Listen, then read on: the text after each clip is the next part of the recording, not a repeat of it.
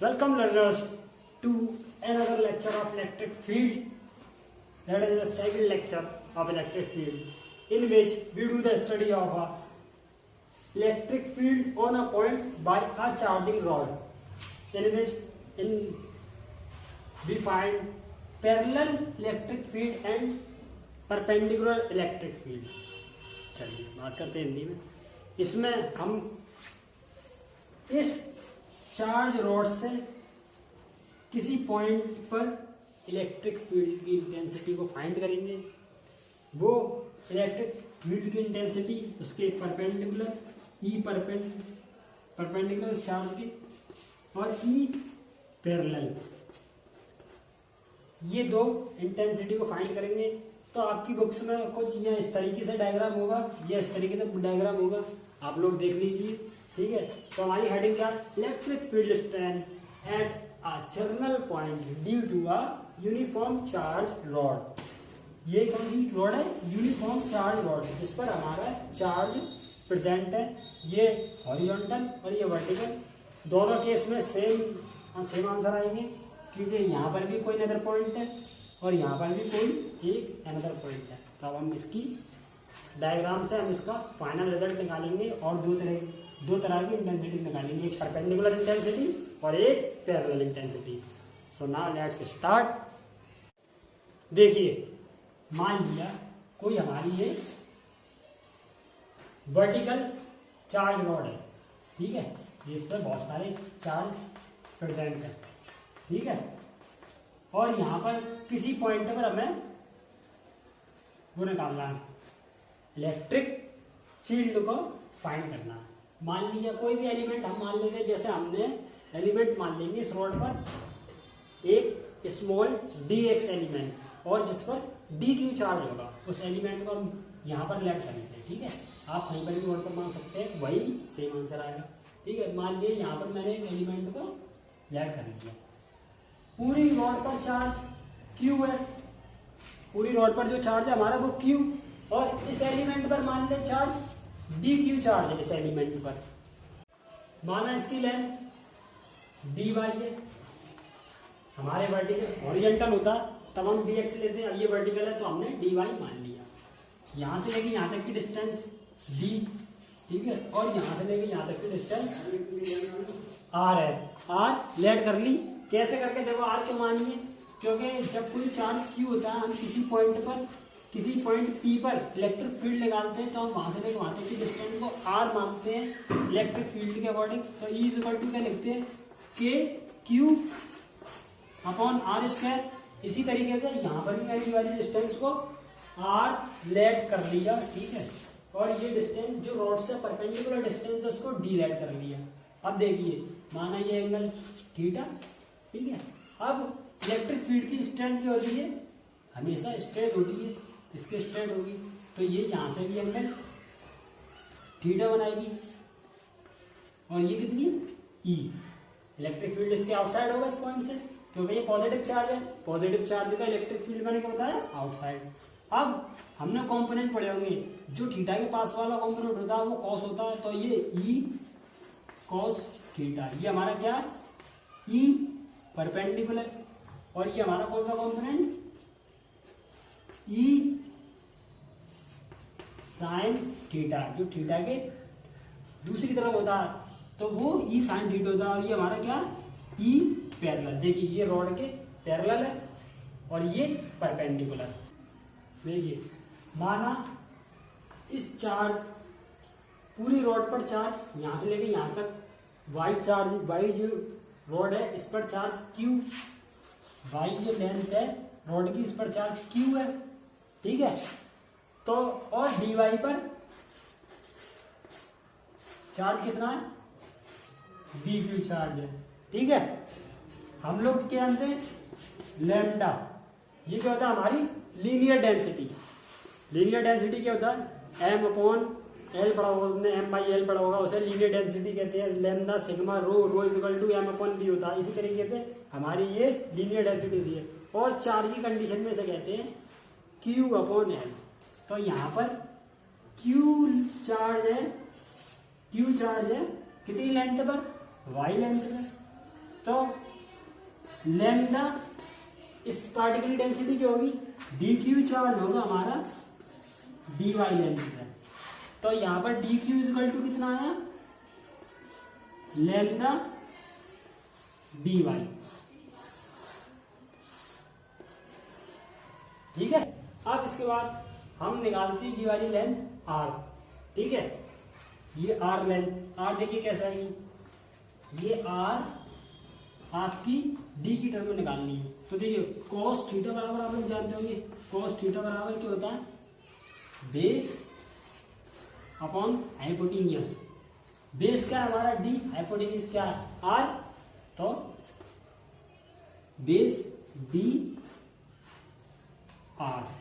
ठीक है, hypotenuse are. अब देखिए तो cos थीटा बराबर क्या आया, cos theta is equal to D upon, तो यहां पर r इज इक्वल टू कितना आया, r is equal to D upon cos theta is equal to D sec theta. ये क्या आ गया हमारा r की वैल्यू आ गई। ठीक है, इसी तरीके से अब हम निकालेंगे डी वाई की वैल्यू। मान लिया ये पूरी यहां से लेके यहां तक की डिस्टेंस y है, कितनी y है, और ये डी वाई। तो y इज इक्वल टू, देखिए जब हम y लिखेंगे तो हम क्या करेंगे, y tan theta is equal to क्या होता है, perpendicular upon base. tan theta is equal to perpendicular upon base होता। ठीक है, अब हम यहाँ पर हमें परपेंडिकुलर क्या दिया y, बेस कितना दिया d, तो tan theta is equal to y upon D. तो यहां से y इज इक्वल टू क्या आया, डी tan थीटा। ठीक है, अब यहां से D Y is equal to क्या आएगा, D Y is equal to, हम इसका इंटीग्रेशन कर देंगे तो क्या, डिफरेंशिएशन कर देंगे तो क्या आएगा, D sec square theta D theta. देखिए हमारा ये इंटीग्रेशन होता है उसका टेन, डिफरेंशिएशन होता है टेन थीटा का डिफरेंशिएशन। ठीक है, तो ये हमारी आ गई डी वाई की वैल्यू। अब देखिए हमारी ई की वैल्यू आ चुकी है, ई की वैल्यू क्या आई है, के lambda by D into D theta. अब ई पैरेलल निकालने के लिए, ई पैरेलल हमारी क्या है, ई साइन थीटा, ई पैरेलल की वैल्यू पैरेलल। ठीक है, तो ई इज इक्वल टू, अब ई की वैल्यू क्या है, के लैम्डा अपॉन डी और क्या डी थीटा इंटू ई की वैल्यू पुट कर दी पूरी, और क्या साइन थीटा।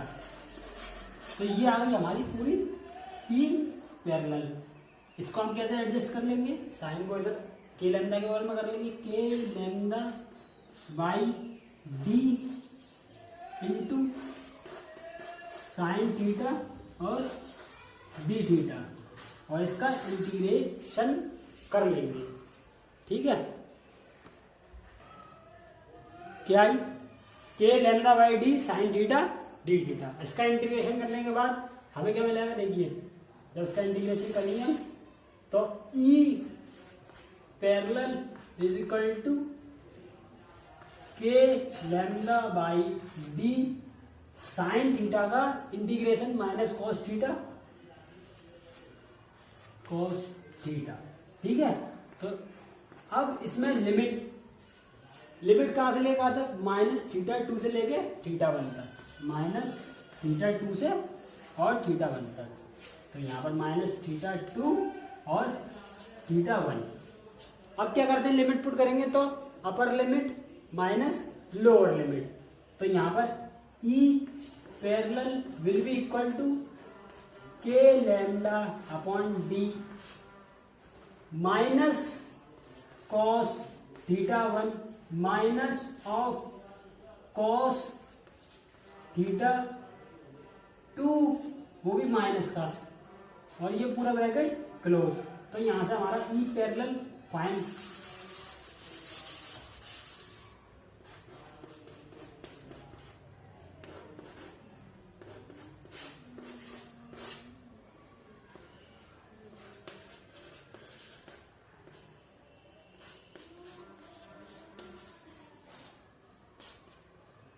ई पैरेलल क्या है हमारे यहाँ फाइनल, ये माइनस माइनस प्लस, तो यहाँ पर क्या है के लैम्डा बाई डी ब्रैकेट में cos theta 2 minus cos theta 1, ये क्या है हमारा ई पैरेलल।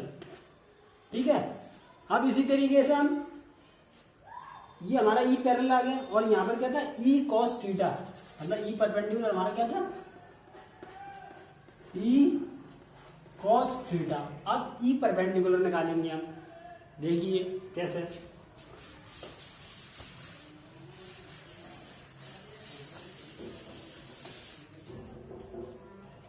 ई परपेंडिकुलर हमारी कितनी है,